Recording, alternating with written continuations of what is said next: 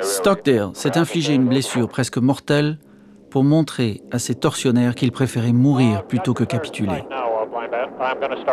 À la suite de quoi, les Vietnamiens, convaincus de son courage infaillible, se sont employés à torturer plus durement encore tous les prisonniers de guerre. Picking up some ground fire down there, it looks like. I'm going to have to change my running heading. I'll still turn left here and keep clear of here. Extrait de la citation lors de la remise de la médaille d'honneur de James Bond, Stockdale. 244 Ironhead. Ironhead 2, Roger. Ironhead 2, Roger. Green 244 Ironhead 2. Are you coming in this time? Ironhead 2, Roger. Green deck with 035 port 9 knots.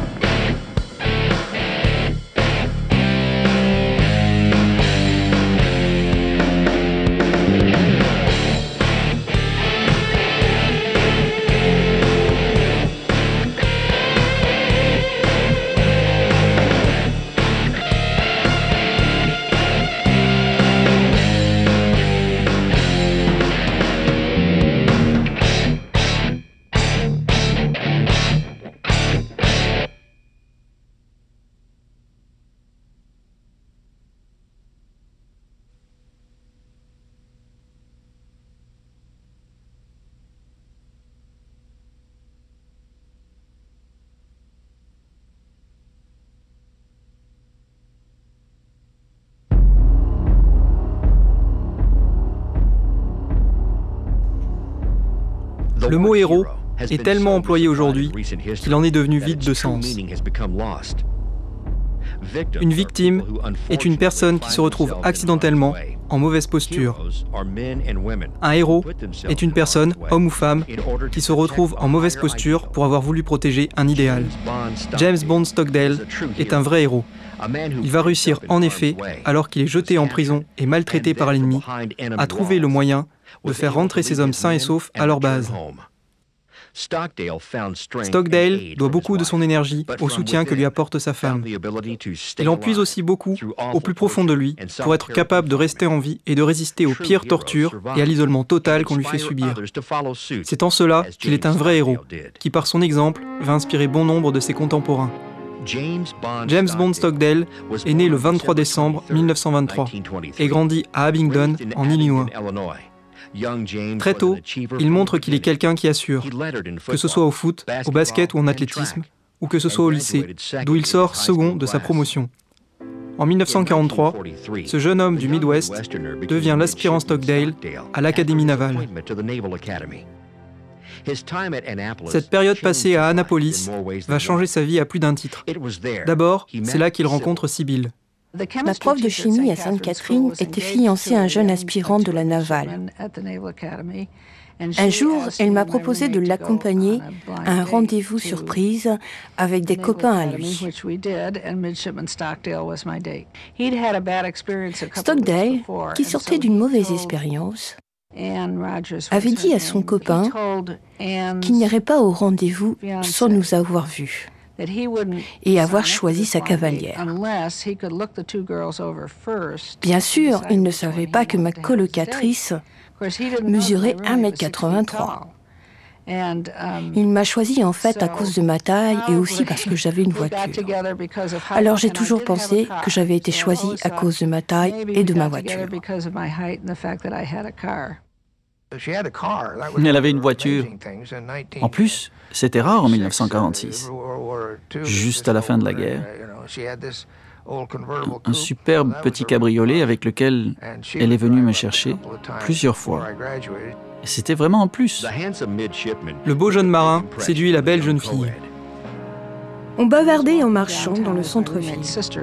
Et quand ma copine m'a demandé comment je le trouvais, je lui ai répondu que je pensais avoir trouvé l'homme que je voulais épouser. Ça l'a évidemment surprise, car après tout, je le connaissais à peine. Et moi, confiante, j'ai persisté en lui disant « Je ne sais pas si ça marchera, mais c'est lui. » Stockdale est promu au grade de lieutenant et Sybil le séduit. Elle était là à ma promotion. C'était pas vraiment le moment de se marier, mais c'est pourtant ce qu'on a fait un an plus tard, chez elle, dans le Connecticut. Cette même année, Stockdale est envoyé à Pensacola, en Floride, pour l'entraînement en vol. Se révélant un pilote très doué, il vole sur tous les types d'appareils de la base. Et comme il aime le défi, il postule à l'école des pilotes d'essai de Patuxent River, au Maryland, où il est reçu en 1954, en même temps qu'un certain John Glenn. À Patuxent, James Stockdale est vraiment l'as des as. Il cumule bientôt ses 1000 heures de vol sur F-8U Crusader, qui est le nouvel avion hyper performant de la Navy. Et il se retrouve bientôt chef d'escadrille. Escadrille qui, évidemment, va se retrouver envoyé au Vietnam.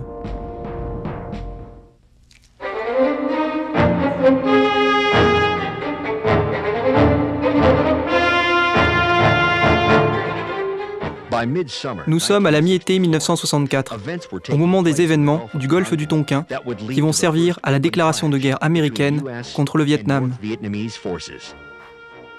Fin juillet, le destroyer USS Maddox patrouille dans le golfe, puis croise avec ostentation au large des côtes nord-vietnamiennes.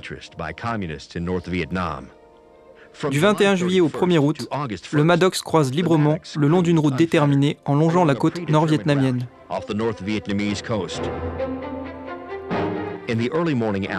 Au point que le 2 août au matin, ce que l'on attend se produit. 3 vedettes rapides P-4 nord-vietnamiennes attaquent vers 16 heures. Le Maddox réplique par 3 salves d'artillerie et fait feu sur les vedettes.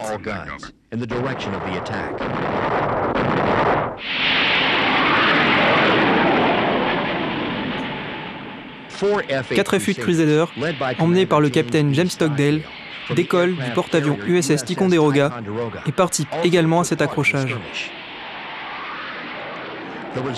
22 minutes plus tard, une vedette a coulé, une autre est endommagée. Mais le Maddox, qui a reçu l'ordre de quitter le golfe, est percuté par un obus de 145 mm. Le 3 août, le Maddox, accompagné d'un autre destroyer, l'USS Turner Joy, a pour instruction de revenir dans le golfe et de reprendre ses patrouilles. Parallèlement, l'USS Constellation rejoint le Ticonderoga, stationné en mer de Chine, juste devant l'entrée du golfe. Le 4 août, les 2 destroyers croisent sans incident au beau milieu du golfe, tandis que de leur côté, des vedettes sud-vietnamiennes ouvrent le feu sur des installations radars nord-vietnamiennes.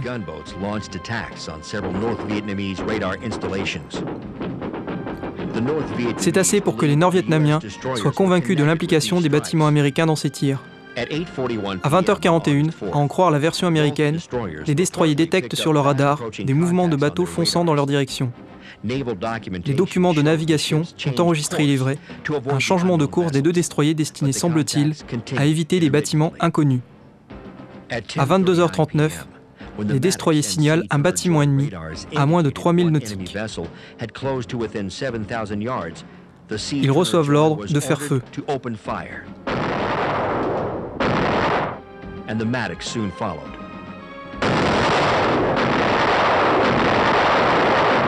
Le combat fait rage pendant plusieurs heures, nécessitant le soutien du Ticonderoga et du Constellation.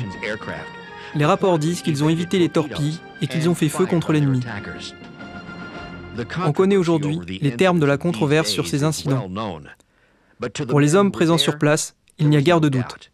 Stockdale est précis. Je volais si bas que l'eau de mer giclait sur mon pare-brise, et pourtant, je n'ai pas vu la moindre chose. En d'autres termes, il n'a constaté ni torpille, ni preuve de quoi que ce soit attestant d'une attaque perpétrée contre les destroyers. Le commandant de la 56e escadrille de chasse du porte-avions Ticonderoga, Wesley McDonald, ne dit pas autre chose. Cette nuit-là, je n'ai rien vu d'autre que le Maddox et le Turner Joy. Après ce vol, à l'évidence, les rapports de vol ont dû être précieusement remisés dans les coffres. Le lendemain matin, le capitaine James Stockdale reçoit l'ordre de mener la première attaque aérienne américaine contre le Nord-Vietnam. L'objectif de sa mission, détruire les réservoirs de carburant de la marine nord-vietnamienne. L'Amérique entre en guerre. En coordination avec les F-8, le Constellation lance des Skyraider et des Skyhawks qui détruisent les bases navales de Bentui, Kwang Khe, l'île de Honmei et le port d'amont de Hongai.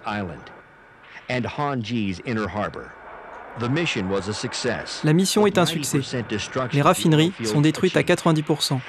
Et en récompense, Stockdale se voit confier le commandement d'une escadrille, la 16e Air Wing, basée à bord du porte-avions USS Orinsky.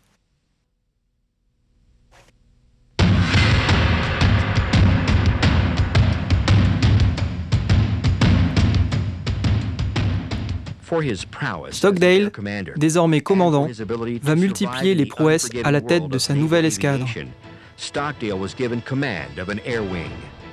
Le 9 septembre 1965, à l'occasion d'une seconde mission dans le golfe du Tonkin, Stockdale se retrouve à lancer diverses attaques à partir de son porte-avions.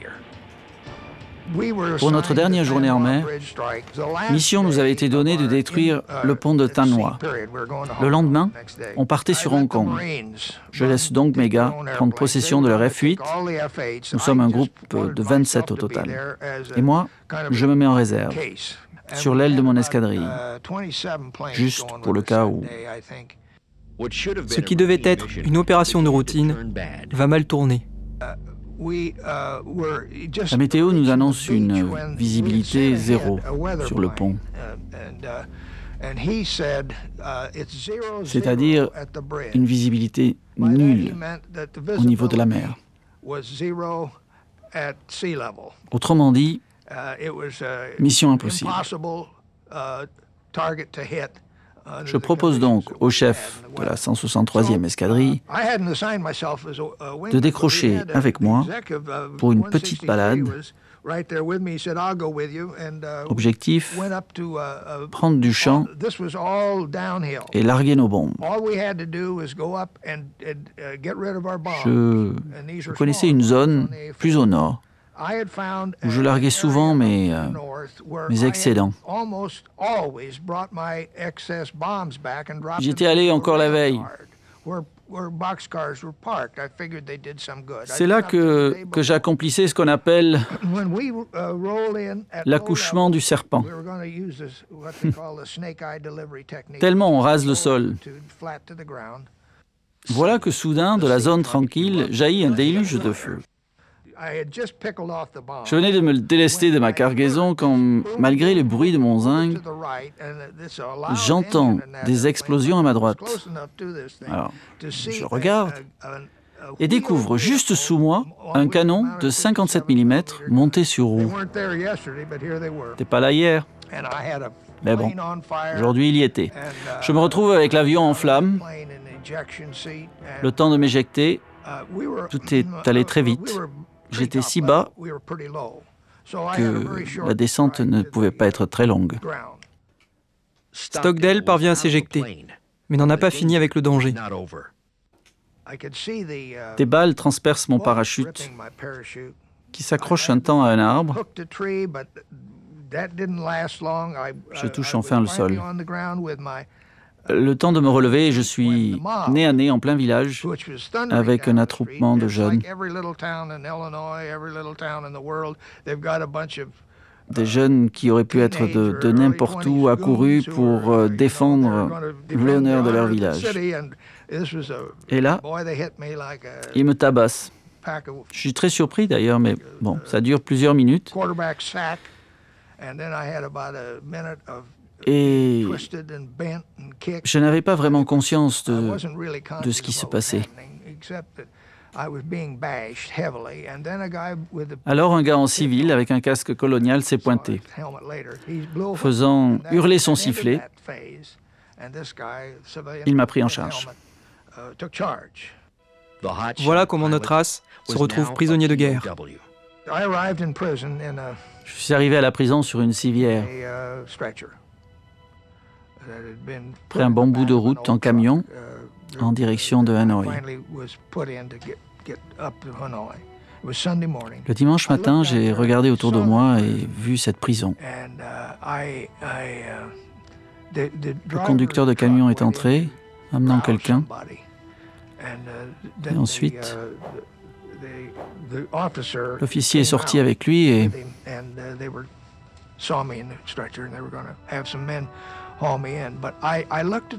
j'ai regardé cette rue de Hanoï sous la pluie, ne sachant pas encore que je ne la reverrai que 7 ans et demi plus tard. Car chaque fois qu'on m'emmènera ou me déplacera de mon pénitencier, j'aurai les yeux bandés et les mains liées. Ce n'était pas un camp de prisonniers où on attend de rentrer chez soi. C'était un pénitencier. Ce pénitencier, c'est le tristement célèbre complexe de Oalo, situé pas très loin du centre de Hanoï. La première année de prison est très dure pour Stockdale, qui souffre toujours des coups reçus à son atterrissage en plein village. Ne recevant pas de soins médicaux, il lui faudra 1 an avant de pouvoir à nouveau marcher sans béquille. De son côté, Sybil reçoit un message chez elle, en Californie, lui annonçant que son mari est porté disparu. Je revenais du théâtre. J'avais été voir Hello Dolly. Les enfants n'aimaient pas s'endormir seuls au premier étage.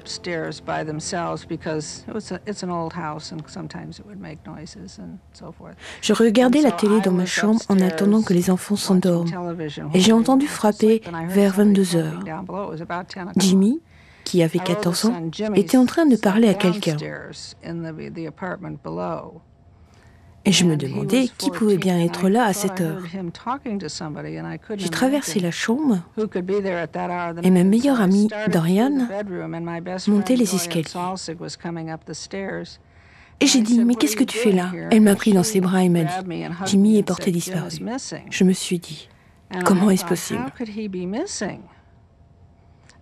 Je n'avais jamais entendu porté disparu. Ça ne m'était pas familier.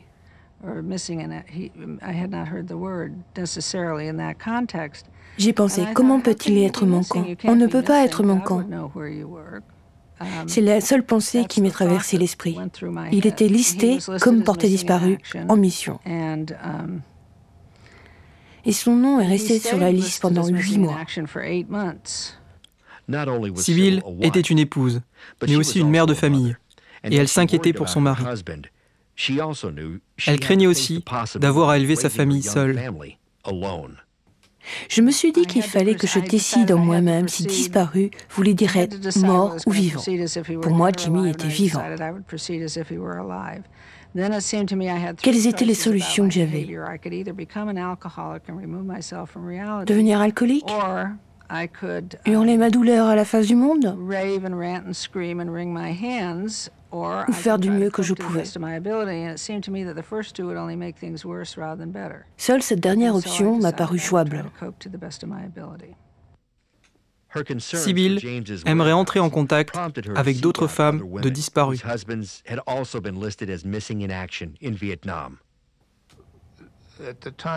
À cette époque, on était sous l'administration de Johnson.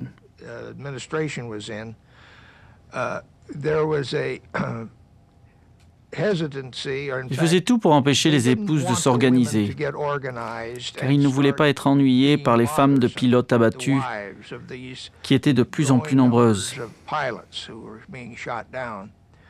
C'est ce que Sybil appelait la politique du silence. On lui a conseillé de refuser les interviews de journalistes et de vivement éviter les médias. C'était assez oppressif. Si une épouse comme Sybil souhaitait fréquenter une autre femme de disparue, elle ne pouvait tout simplement pas le faire. Ça lui était interdit. Le gouvernement ne l'autorisait pas. Et peu à peu, cela s'est su dans notre petite ville de Coronado en Californie, que 4 ou 5 femmes étaient, elles aussi, femmes de disparus. Cela devenait presque courant. Elles ont donc fini par faire connaissance et ont commencé à parler à la presse.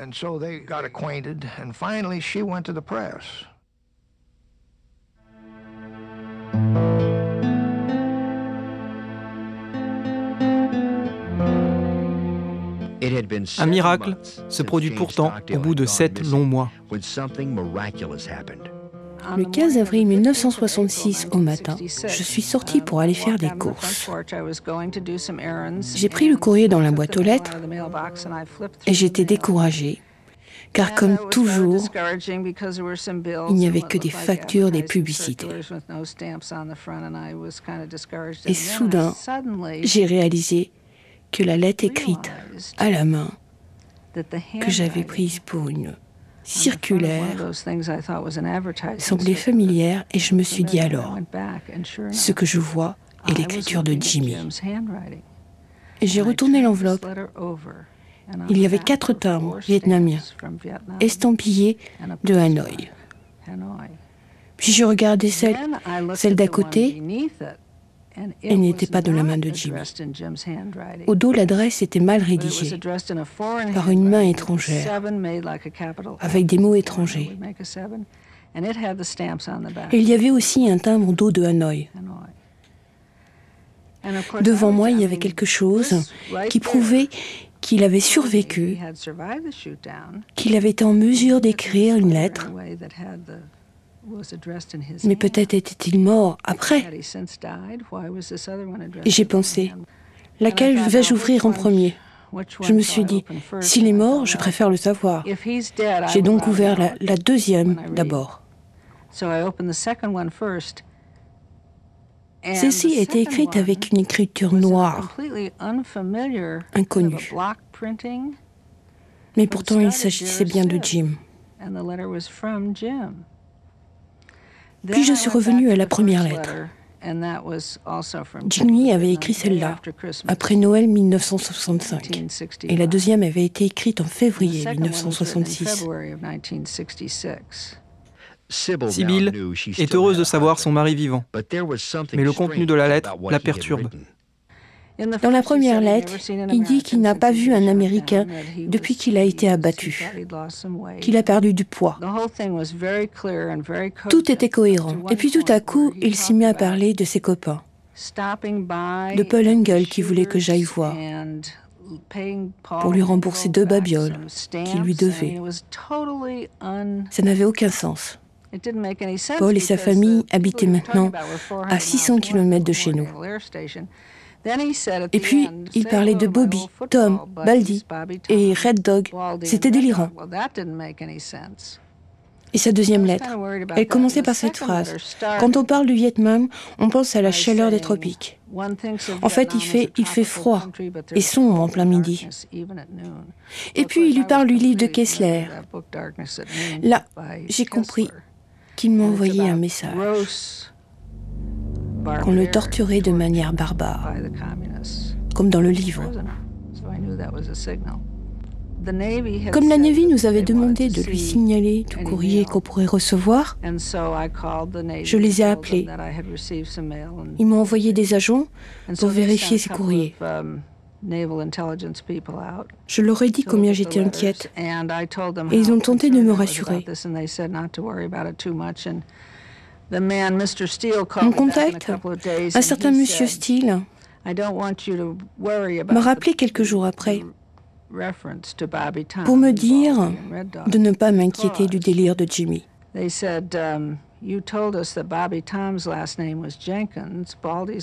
Il m'a expliqué que s'il avait parlé de ces copains-là, c'était pour me faire savoir qu'ils étaient avec lui, disparus et prisonniers. Alors là, j'avoue que j'ai trouvé ça génial de la part de Jimmy.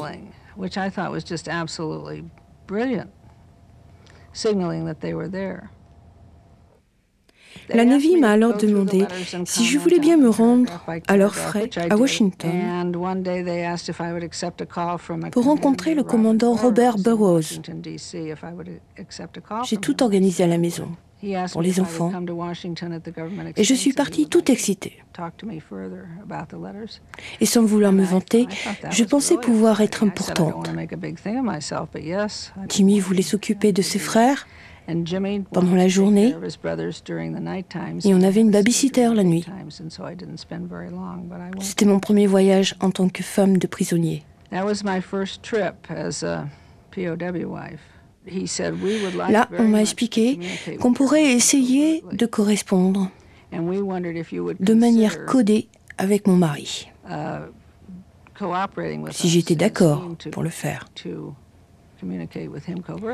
C'était très risqué, bien sûr. Ils s'en sont pas cachés. Si le stratagème était découvert, Jimmy serait tué. Ils m'ont donc demandé de ne pas donner de réponse tout de suite, de rentrer chez moi et de prendre le temps de peser le pour et le contre, calmement, ce que j'ai fait. J'avais peur, mais j'ai pensé que Jimmy aurait voulu que je le fasse parce qu'il avait envoyé ces lettres. Quand il m'a demandé de coopérer avec lui, j'avais peur. Mais ça m'a donné vraiment le moral. Bien que terrorisée, j'avais l'impression de faire quelque chose pour Jimmy.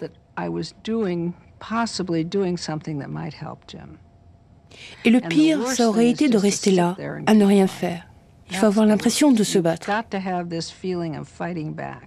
J'ai appelé le commandant Bowers pour lui dire que j'étais prête à coopérer avec lui, mais qu'il devait me promettre d'abord de tout me dire quoi qu'il arrive. Il a accepté et on a commencé. Après qu'on ait eu le retour de la lettre qui commençait par « Ma chérie » et qui finissait par « Ton mari adoré », 6 semaines plus tard, Bowers m'a demandé de venir le voir à San Diego, où il était de passage, car il voulait me montrer quelque chose. Quand je suis arrivée au quartier général de la Navy, il m'a rappelé sa promesse de tout me dire, en me donnant un dossier à consulter. Il m'a laissé seule dans un bureau pour que je le lise. Il m'attendrait dans la pièce voisine. Ce dossier était une analyse in fine des messages de Jimmy, tels que décryptés par les renseignements de la Navy. J'ai appris que Jimmy était soumis à une torture permanente, qu'il était mis au fer 16 heures par jour. Et j'ai cru que j'allais vomir. C'est comme si on m'avait battu un coup de marteau dans le ventre. J'avais des vertiges. Ce n'était pas vraiment une surprise, car on savait ce que faisaient les Nord-Vietnamiens. Mais de le lire noir sur blanc, comme ça m'a anéanti. Sybil voit donc ses pires craintes confirmées. James Stockdale est en isolement absolu, avec des fers aux pieds et torturé quotidiennement avec ce qui était appelé la corde.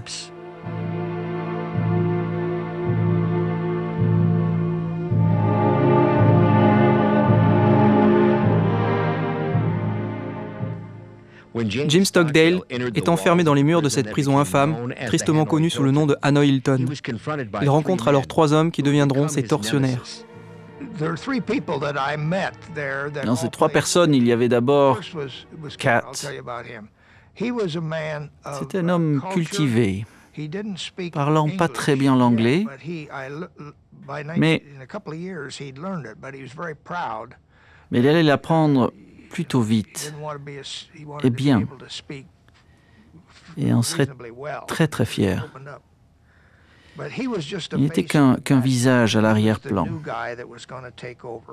Le type avec qui je parlais quand nous étions dans le noir, c'était Rabbit. Rabbit était très très doué pour les langues. Il était très intelligent. Il fut chargé de m'interroger. Mon 3e Vietnamien intime, c'était Pig-Eye, que j'avais en permanence devant mon nez. C'est lui qui me surveillait par le Judas de la porte. Et j'ai pensé, qui est ce gars qui a une telle expression dans les yeux? C'est vraiment qu'il avait le regard d'un cochon. C'est pour cela que je l'ai baptisé œil de porc. Il devait avoir mon âge. Il était très mince, lymphatique et sans la moindre expression. Il ne parlait pas, mais aimait visiblement son boulot, qui était de me faire arriver là où il pensait pouvoir me faire craquer.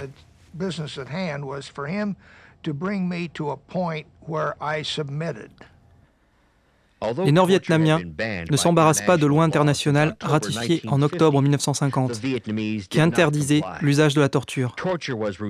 Celle-ci était la routine quotidienne de tous les prisonniers de guerre.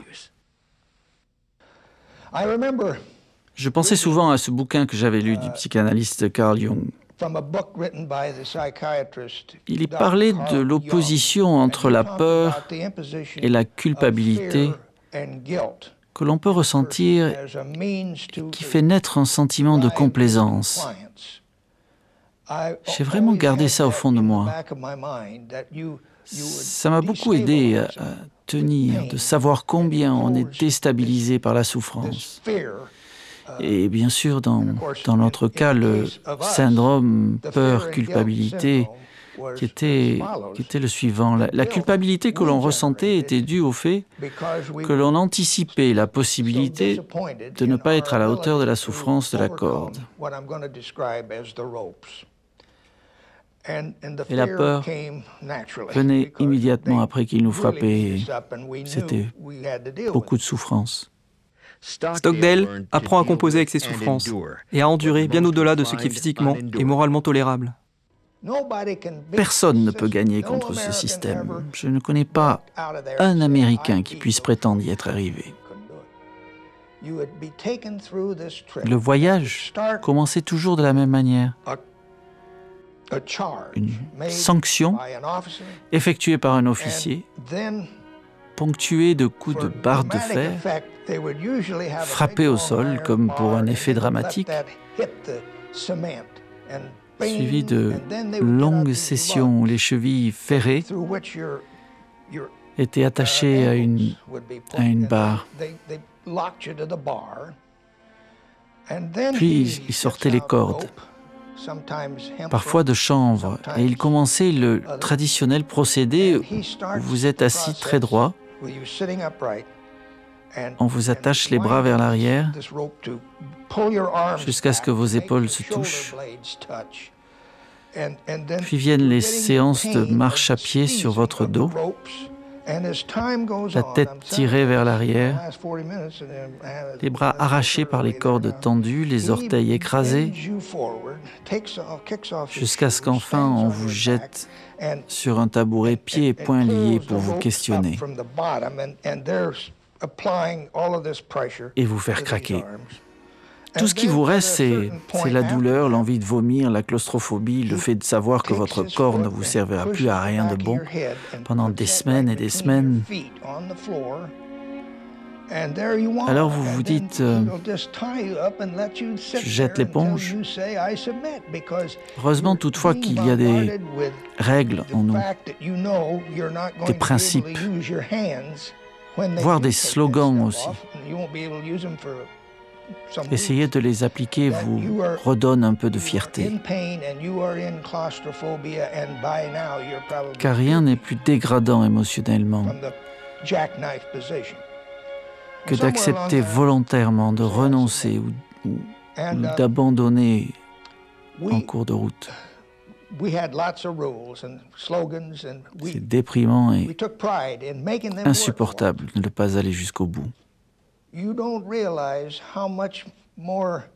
Et si vous craquez, c'est pire.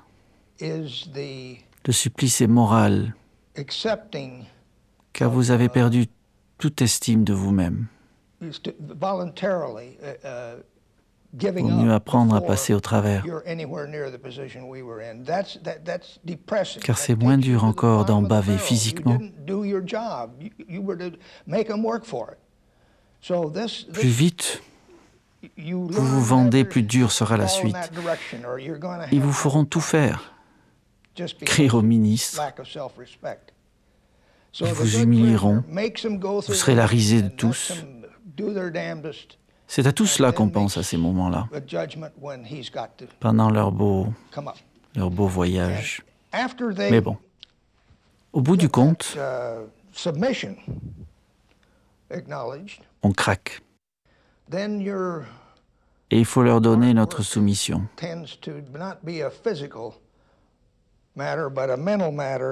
La souffrance psychologique,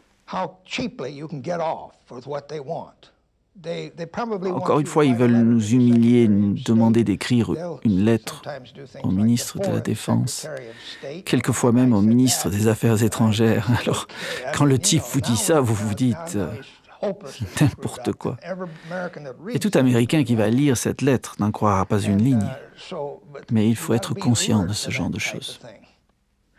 Ce que veulent les tortionnaires, ce sont des confessions sur les crimes de guerre perpétrés par les Américains, sans grand fondement d'ailleurs. Une de leurs techniques favorites, c'est la dénonciation de la politique du gouvernement enregistrée sur magnétophone. Comme Stockdale l'a dit, il était évident que les hommes allaient finalement craquer, mais ils ne devaient pas le faire en donnant satisfaction à leurs tortionnaires. Si je suis aussi catégorique, c'est que j'en ai eu l'exemple direct avec un de mes amis. Il avait jeté l'éponge, cherché un moyen intelligent de s'en tirer. Ils lui ont demandé de leur donner les noms des pilotes de son escadrille qui s'étaient relevés au lieu de bombarder Hanoï. Il leur a répondu qu'ils étaient deux. Clark Kent et Ben Casey. Avec ces informations, ils se sont dit qu'ils avaient touché le gros lot. Ils ont pensé qu'ils s'étaient repentis et avaient plié l'échine. Ils ont donc balancé ces aveux dans le monde entier.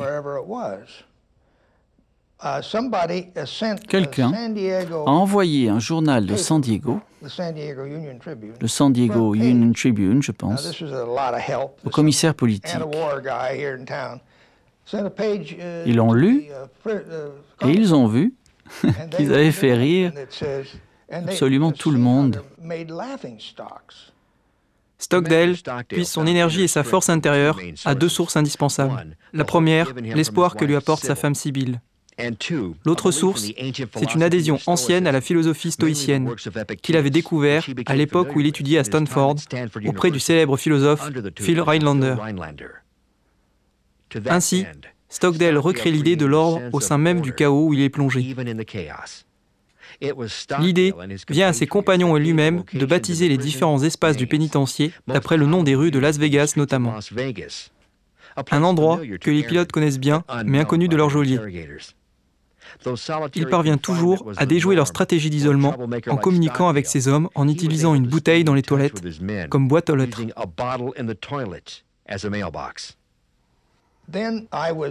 Par la suite, on m'a transféré vers un endroit tout petit et aussi complètement paumé. C'est là que nous avons mis au point un système pour communiquer entre nous, mes potes et moi. Il m'avait indiqué un signal, comment mettre en place un système de boîte aux lettres dans un endroit bien défini. Et ils avaient choisi une espèce de latrine où se faisait plus ou moins régulièrement la lessive. Au bas du mur, le long d'une gouttière couverte de toile d'araignée, il y avait une petite bouteille. Et au-dessus, à la verticale, pendouillait un petit bout de fil de fer inoffensif. Si le fil était tordu d'une certaine façon, c'est qu'il y avait un message pour moi dans la bouteille. Et vice-versa. Si je mettais un mot, le fil était plié d'une autre façon. S'il était écrabouillé, il fallait faire attention. La situation était compromise. J'ai reçu une note de Will Forby et je voulais absolument lui répondre.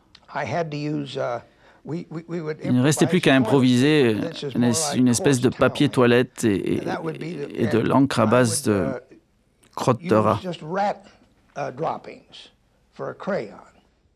C'est aussi à James Stockdale que l'on doit l'invention du Back to the US, les 5 commandements du prisonnier en langage codé, chacune des lettres se référant à un commandement. Tu ne capituleras point, tu ne chercheras point à briller, tu n'admettras point de crime, tu ne pactiseras point. Très astucieux surtout, le code des lettres US. Elles allaient évidemment être interprétées par les Nord-Vietnamiens comme synonymes d'Américains, alors qu'en réalité, elles exhortaient chacun de ces hommes à retrouver l'unité de soi. Stockdale est en définitive convaincu que pour maintenir un certain lien, une nécessaire solidarité entre ces hommes, il faut préserver le mode de vie qu'ils ont eu jusque-là, à savoir l'ordre militaire. Il est pour lui inconcevable, puis c'est à ses yeux une trahison, qu'un officier montre à l'un de ces hommes le moindre signe de faiblesse et lui dise de s'en débrouiller tout seul. Pour permettre à ces hommes de survivre et espérer rentrer un jour à la base et à la maison, il est pour lui essentiel et vital de rétablir une forme de normalité au cœur même de ce creuset de situations extrêmes. Pour Stockdale lui-même, l'espérance est chose difficile dans ces conditions d'extrême et d'inhumaine pression, à subir torture, incarcération, solitude et peur. C'est après une longue période d'isolement dans cet endroit ironiquement appelé la frappe qu'il trouve la force de mettre en place un mode de communication sophistiqué avec ces hommes. J'étais excité par le travail que cela me demanderait. Je n'en avais évidemment parlé à personne. Je me remettais à communiquer et j'étais en plein dedans. Soudain, j'ai entendu une voix me demandant ce que je faisais. Je l'avais complètement oublié, ce type-là. Il passait son temps à me scruter à travers le judas de la porte. Il m'a dit qu'il m'avait vu bouger les mains. Sur quoi, il est parti pour revenir avec un sésame.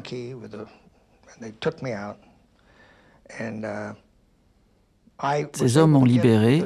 J'avais eu à peine le temps de planquer ma note dans l'entrejambe de mes pantalons. J'aurais préféré l'avaler si je n'avais eu le temps. M'ayant fouillé sans rien trouver, ils m'ont ramené à ma cellule. Mais voilà. Mon bout de papier a glissé le long de ma jambe et a roulé par terre. Le garde n'a eu qu'à le ramasser. J'allais donc en prendre pour mon grade. J'étais allongé en nage quand est arrivé cet officier qu'on appelait la punaise et qui supervisait tout ce joli monde. « Debout! Demain, c'est ton jour. On va t'abattre. » Ils m'ont jeté sur une chaise, m'ont passé des chaînes aux pieds. Je pouvais me dandiner, mais certainement pas courir ni marcher. Puis ils m'ont attaché et m'ont laissé là. Pour eux, j'étais de tous les prisonniers celui qui ne cessait de lutter et d'inventer des modes d'organisation censés améliorer l'ordinaire des nôtres et finalement compliquer le leur.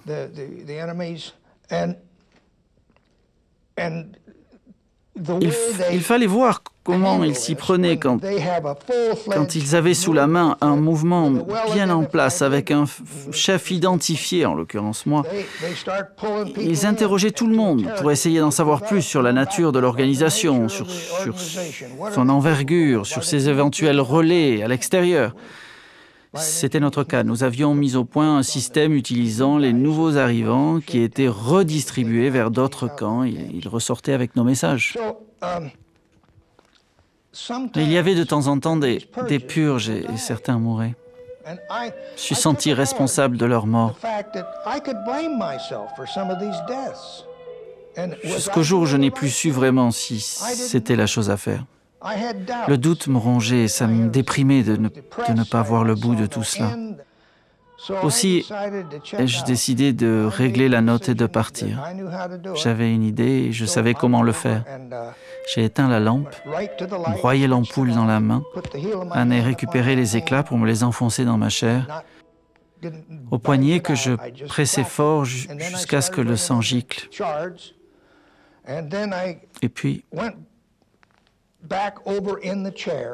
Et puis je me suis remis sur la chaise, j'ai rallumé la lumière et puis j'ai appuyé avec mon poignet pour que le sang gicle.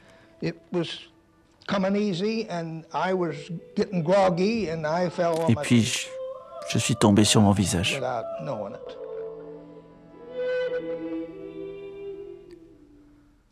Ce que James Stockdale ignore à ce moment-là, c'est que son épouse Sybil est à Paris pour protester contre les mauvais traitements infligés par les Nord-Vietnamiens à leurs prisonniers de guerre.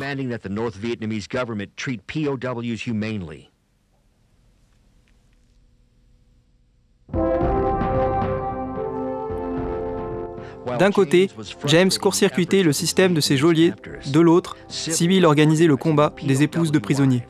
Nous étions 13. Il y en avait une parmi nous qui n'était nullement impressionnée par la stratégie du silence que le gouvernement cherchait à imposer. On a donc décidé d'inviter toutes celles que je connaissais.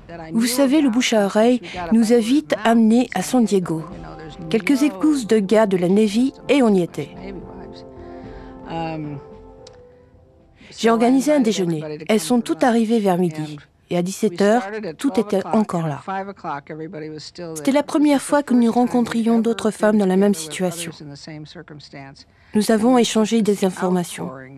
Ce qu'on nous avait raconté, qui avait entendu quoi, etc.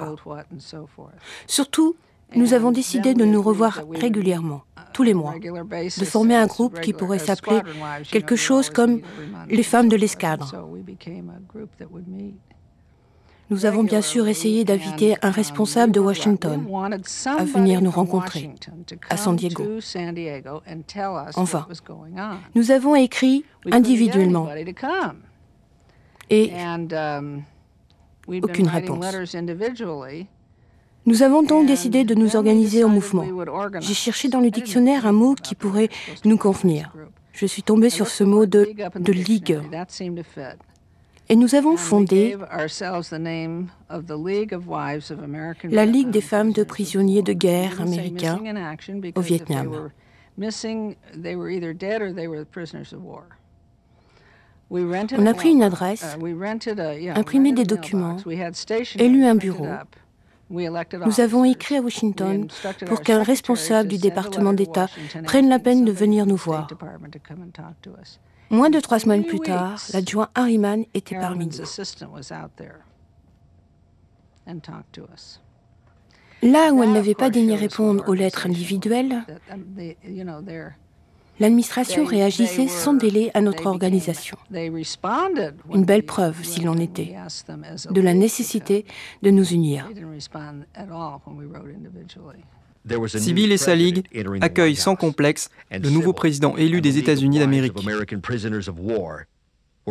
C'était la grande époque des manifs et des sit-ins. J'ai suggéré d'adresser au président Nixon, le jour même de sa prise de fonction, un télégramme. Je devais connaître environ une 60aine de femmes dans ma situation à ce moment-là. De fil en aiguille, cela a donné 2000 télégrammes reçus par la Maison-Blanche, demandant au président qu'il traite en priorité le dossier des prisonniers de guerre. L'ex-conseiller de Nixon, Alex Butterfield, m'a un jour confié qu'il avait été très impressionné par notre action. Il est vrai qu'entre Nixon et Johnson, c'était le jour et la nuit. Une nuit si longue et sombre sous cette administration Johnson. Et soudain, avec l'arrivée de l'administration Nixon, un grand rayon de soleil. Tout a changé le 19 mai 1969. J'enseignais à cette époque-là. À 7h30 du matin, juste avant que je ne parte pour l'école, on m'a appelé pour me dire que vers 11h, heure de Washington, le ministre de la Défense, Melvin Lear, allait prononcer un discours dénonçant le traitement inhumain réservé à Hanoï à nos prisonniers. C'était une victoire immense, incroyable, magnifique. Imaginez que notre gouvernement, ça faisait 4 ans que Jimmy était prisonnier. Les premières femmes de prisonniers à se rendre à Paris, dans l'espoir d'obtenir une entrevue à l'ambassade du Nord-Vietnam, venaient du Texas. C'est Rose Perot qui les avait parrainées. Ce qu'elles voulaient, c'était qu'on leur dise si elles étaient épouses ou bien veuves.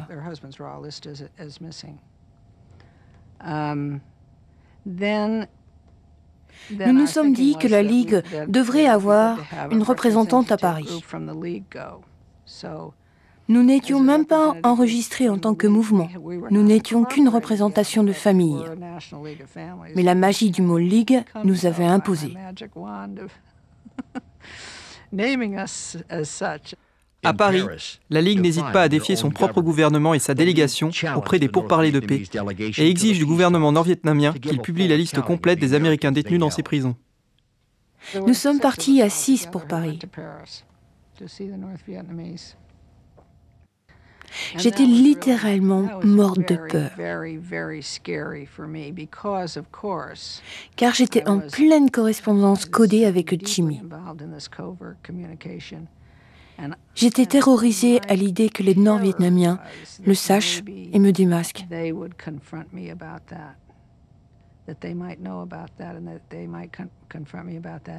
Nous avons attendu une semaine de rendez-vous avec leurs représentants à Paris.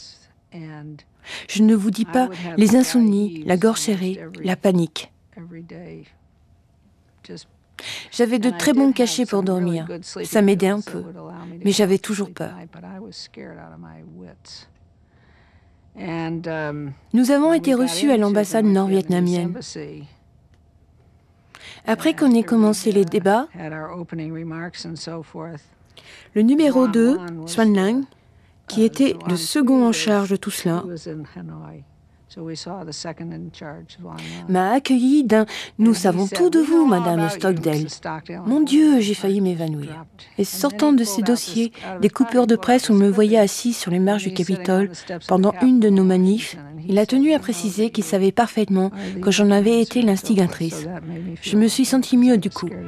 Il m'a donné la frayeur de ma vie tout de même. De très nombreux ex-prisonniers de guerre sont aujourd'hui encore reconnaissants envers Sybil Stockdale.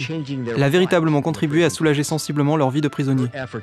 Par son initiative et l'action de la Ligue, c'est le droit des familles de soldats qui a été pour la première fois reconnu. Par son approche volontariste de la situation, mettant au pied du mur aussi bien les Nord-Vietnamiens que les administrations américaines de Johnson et de Nixon, elle a offert à un groupe de citoyens jusque-là totalement ignorés une tribune tangible et convaincante. Février 1973, enfin l'heure de la récompense est venue. Le téléphone n'a plus arrêté de sonner. Il y a eu l'appel de Nixon le 27 janvier au soir qui m'a annoncé la nouvelle. Et puis le lendemain matin, l'amiral Moore en premier, et l'amiral Zumar, et plein d'autres encore. Et enfin, le 12 février, Jimmy est revenu à la maison. En fait, non. Ils sont arrivés le 12, mais pas tout de suite à la maison. Tout a été pourtant très rapide.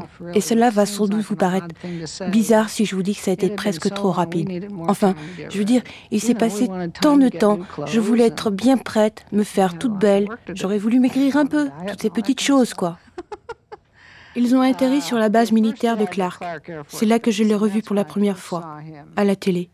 Au moment où il est sorti de l'avion. Et puis le téléphone a sonné. C'est Stan, notre fils, qui a pris l'appareil. Jim? Seb? Oui? C'est moi, James, Seb. Tu m'entends? Très bien, et toi? Oui. Je t'aime tant. Je suis très fier de toi. On m'a raconté ce que tu as fait. On m'a dit de belles choses. Oh, je t'aime, Jim. Tu te sens bien, au moins? Oui, ça va, ça va. Je suis en très bonne santé. Côté mécanique, j'ai une jambe un peu raide et une épaule tordue, mais je n'ai pas d'autres problèmes de santé. C'est ta jambe droite? Non, la gauche. Et ton épaule? C'est la droite? La gauche aussi. Les deux à gauche. Mais ne t'en fais pas. Ça me donne un genre. J'ai eu un peu de mal à descendre de l'avion, mais c'est normal. Je n'avais plus l'habitude de descendre d'un avion. Moi, je t'ai trouvé vraiment superbe. Quand il m'a dit « Ma jambe est un peu raide », mais que ça lui donnait un genre, j'ai su que ça allait.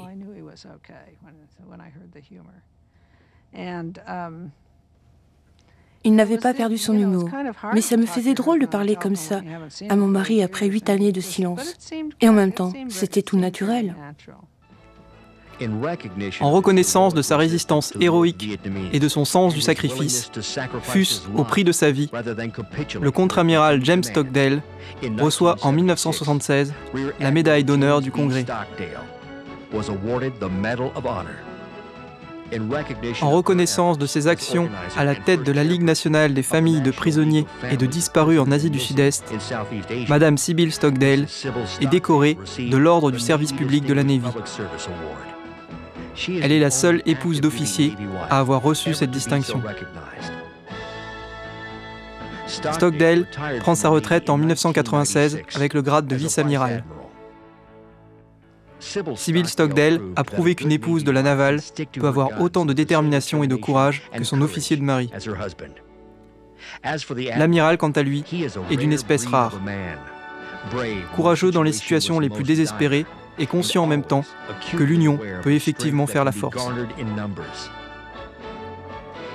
Il est la quintessence du héros. Y a-t-il en vérité plus grand sacrifice que celui d'accepter la souffrance au nom de son idéal ? De nombreuses leçons peuvent être tirées de la vie de Sybil et Jim Stockdale, ces deux Américains ordinaires qui se sont révélés d'une bravoure extraordinaire.